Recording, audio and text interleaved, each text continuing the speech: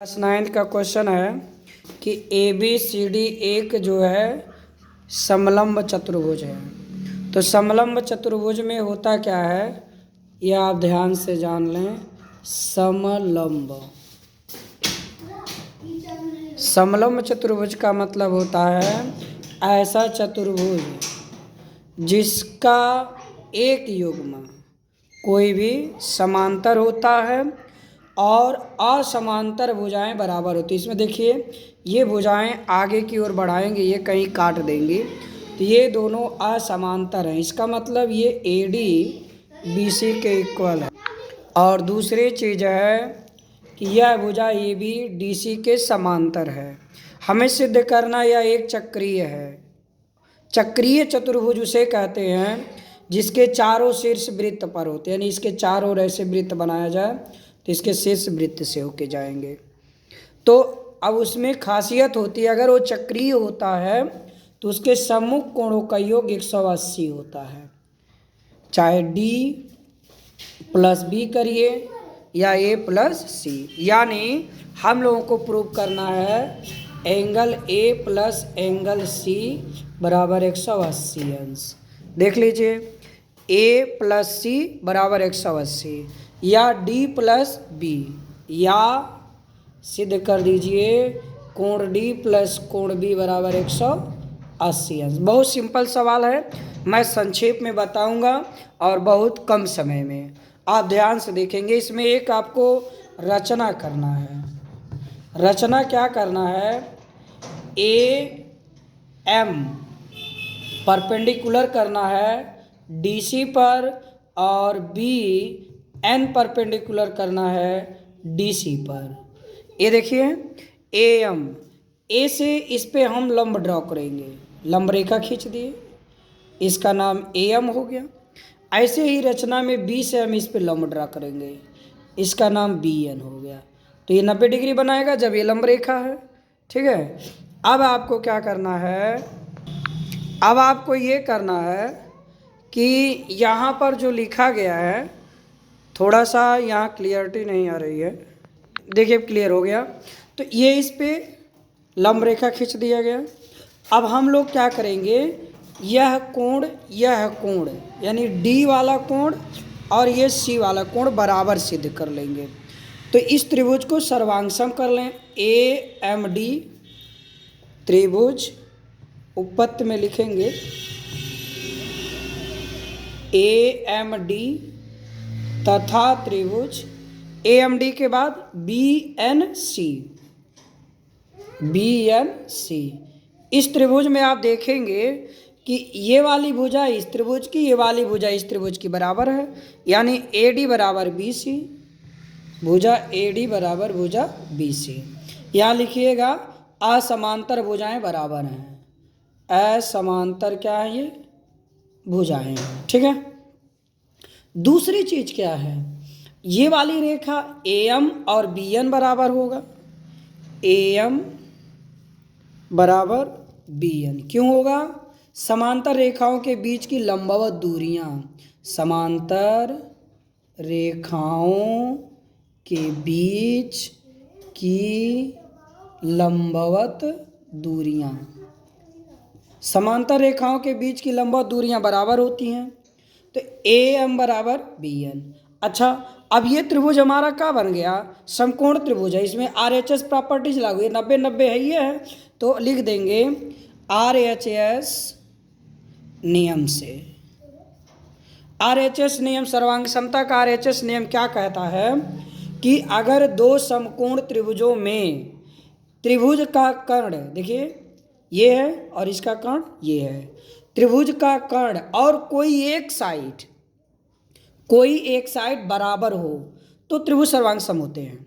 तो त्रिभुज का कर्ण क्यों ये है, 90 के सामने है तो एक कर्ण हो गया, यम 90 के सामने बी सी भुजा, तो ये बी सी और ए डी कर्ण है और ये साइड बराबर मिल गई, तो आर एच एस प्रॉपर्टी लागू हो गई और त्रिभुज सर्वांग सम हो गया। तो जब त्रिभुज सर्वांग सम हो गया यानी त्रिभुज ए एम डी सर्वांग सम त्रिभुज बी एन सी। ठीक है। तो जब त्रिभुज सर्वांगसम हो गया तो आप ये जान चुके होंगे कि इसका जो संगत पार्ट होगा वो सब आपस में बराबर होगा। तो कोण डी इसका संगत पार्ट सी, ठीक, तो डी बराबर सी, यहाँ लिखेंगे कोण डी बराबर कोण सी। चलो ठीक है, सी पी सी टी से, अब सी पी सी टी से ये कोण बराबर हो गए। अब आपको एक चीज़ ये करना है कि हमारा ए प्लस सी बराबर 180 आ जाए। इसको मैं यहीं छोड़ देता हूं। हम क्या करते हैं, एक सिंपल लाइन देखिए, अगर आपको ए प्लस सी 180 प्रूव करना होगा तो ए पर ऐसे एक सीधी इसी लाइन ए बी को आगे की ओर बढ़ा दीजिएगा और ये लाइन इसके समांतर हो जाएगी, इसका नाम ए ई हो गया। अगर आपको डी प्लस बी बराबर 180, यदि डी प्लस बी बराबर 180 प्रूव करना है तो इस बी को आगे बढ़ा दीजिएगा, जो प्रक्रम यहाँ होगा वही यहाँ होगा, ठीक है।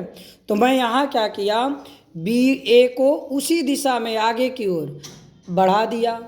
अब हमें ये पता हो गया कि कोण इधर जो है और इधर वाला कोण, इसको मैं 1 लिख दूँ और इसको 2 लिख दूँ, तो कोण 1 बराबर कोण 2, यहाँ लिखता हूँ कोण 1 बराबर कोण 2 एकांतर कोण है। कौन कोण है, एकांतर कोण है। क्यों, क्योंकि ये रेखाएं दोनों समांतर हैं तो इनको ये तिर्यक रेखा एडी काट रही है, तो ये वाला कोण और ये वाला कोण बराबर होगा। समझ में आ गया होगा। अच्छा, आपको पता है ये इतना एक यहीं तक, और ध्यान दीजिएगा यहाँ से यहाँ तक ये दोनों रैखिक युग्म बना रहे हैं। इसका नाम अगर मैं पूरे का नाम देखता हूँ, यहाँ से यहाँ तक, इसका नाम क्या दे दूँ, 3 दे दूँ, इसका नाम 1। तो कोण 1 प्लस कोण 3, चित्र में देखिए, 1 यहाँ तक और ये पूरा यहाँ तक ये रैखिक युग्म बना रहा है, तो 180 होगा। कितना डिग्री होगा, 180। यहाँ आप रीजन लिख देना, रैखिक युग्म से, रैखिक युग्म से हमें प्रूव करना है 3 प्लस सी। तो अब देखो, आपका जो एंगल 1 है 2 के बराबर है, तो यहाँ 1 के जगह पे मैं 2 लिख सकता हूँ, तो 2 प्लस 3 बराबर 180 आ गया। अभी आप प्रूव किए एंगल 2 का नाम डी है, और यहाँ देखिए डी बराबर सी, तो डी के जगह पे जो मैं यहाँ 2 लिखा हूँ इसके जगह पे डी लिख दूँ, क्योंकि डी 2 का ही नाम है। तो यहाँ लिख दिया कोण डी अब प्लस कोण 3 बराबर 180, ये 3 रहेगा। समझ में आ गया। अब डी के जगह पे मैं सी लिख सकता हूँ, कोण सी प्लस कोण 3 बराबर 180 डिग्री।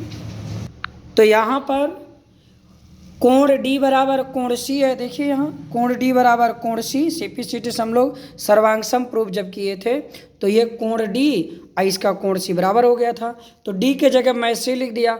और ये देखिए पूरा ये 3 जो आपका है ये इस एंगल ए, इस चतुर्भुज का पूरा एंगल ए है, तो इसके जगह पे मैं लिख दूंगा ए। तो कोण सी प्लस कोण ए बराबर 180 डिग्री। ये आपका हो गया सम्मुख कोणों का योग 180। अतः ए बी सी डी एक चक्रीय है, यानी चक्रीय चतुर्भुज है। इसी तरह आप सिद्ध कर सकते हैं, इसी तरह कोण डी प्लस कोण बी बराबर 180 अंश सिद्ध किया जा सकता है। अतः लिखेंगे ए बी सी डी एक चक्रीय है, एक चक्रीय। वीडियो पसंद आए तो समझ गए तो इसे आप शेयर करिए और एक बार ज़रूर इसको जो है देखें और कमेंट ज़रूर करिए। धन्यवाद।